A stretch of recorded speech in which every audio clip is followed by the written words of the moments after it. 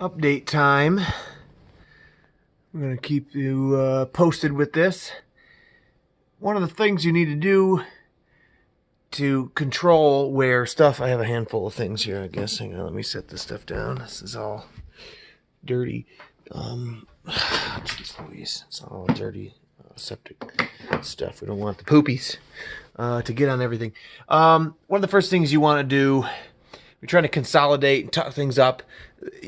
You want to turn as soon as possible here after entering, coming through the floor from the toilet upstairs. So you just need a toilet flange, and then we want to get right into an elbow, and we may want to go with a short radius elbow like this rather than a longer radius elbow.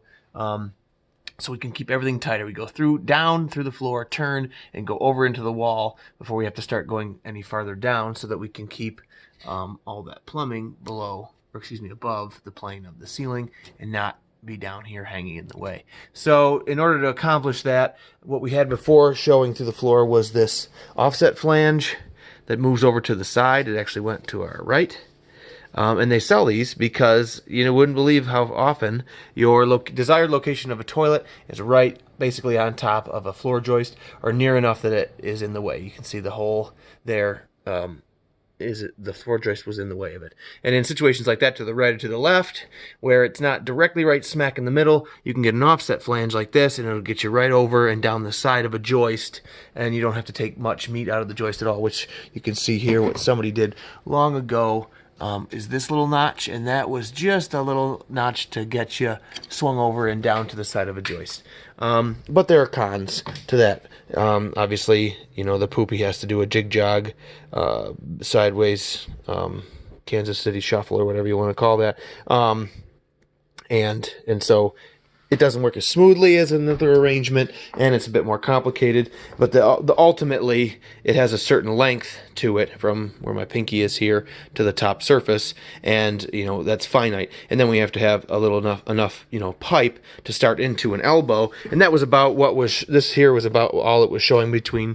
I cut it off right where it went right into this elbow, so I could only really gain this 2 inches here, and that wasn't going to get us up above the plane of the ceiling. So we needed to consolidate further. I went with an ordinary flange, which is sitting here to the side of this one, and you can see right to start with, he is almost 2 inches at least. There's a lens distortion with this camera, but this is more accurate here, and you can see that he's about that much shorter, which is 1.5 inches anyway, at least. So that's a huge gain there. And we're also going to use this donut of plywood that I just made to pack us up even higher, rather than coming through the floor as much as it would have before. It won't come through that far to the extent that this is there, and then it'll pull everything even higher still. And I think the rest of this equation, with my babbling and one-handed halfway indicating, will be to look at it from upstairs on the toilet itself, or in the location of the toilet itself. So I'll turn on the little head lamp here, and we'll go up. So here's the scenario in the bathroom. We don't need that light. Several issues here, small ones. To begin with, you should never need to caulk the toilet to the floor. This connection should come from the bottom of the toilet, and there's a wax ring that sits on top of the toilet flange, and it goes right through, and it should never leak any moisture or water. There should never be any water migrating out underneath the toilet. But if there is, you don't want this to be sealed. You want it to show up. If it's trickling out, you want it to run right along and come out and show up, so you know, hey, there's a problem with the toilet seal, and you can address it. If you seal the toilet down to the floor with caulk, a lot of rental properties and other places where DIY it reigns supreme, or whatever you want to call it, you'll see this all the time, and it'll just keep the moisture in there, and it'll sit here and work and have to come down, and it may present a problem downstairs eventually, but you want to give it the first opportunity to be seen and addressed. It's just bad form to caulk the foot of the toilet to the floor. It should not be like this. It looks to me like it dwindles there, like the floor comes downhill enough that when they had the toilet mounted, they used a couple shims here underneath the front of it to tighten it up so it didn't rock forward to back, basically. And once it was packed up tight here, they had a gap showing, and they just filled the gap for the visual the caulk was a visual solution. I'm not really sure what I'm going to do here yet. I don't want to continue to make the scope of the project grow and grow and grow and grow. I'll probably leave this here and set the toilet right back on it. It at least isn't attached to the toilet, the caulk. And if the water fills up and comes over it and goes out, then you'll know there's an issue. It can get out around the back. And this has been, I don't want to just peel this up or I'll be back to doing something to solve this problem again. Long story short, here's the opening. It was a hack job through the floor. I don't know why. These days we use hole saw to do a circular hole. But here is what was created for subfloor. You can see from below it's new, so there was a rotten floor problem here from the old bathroom arrangement, but they put a layer of what looks like solid pine boards, which you wouldn't do.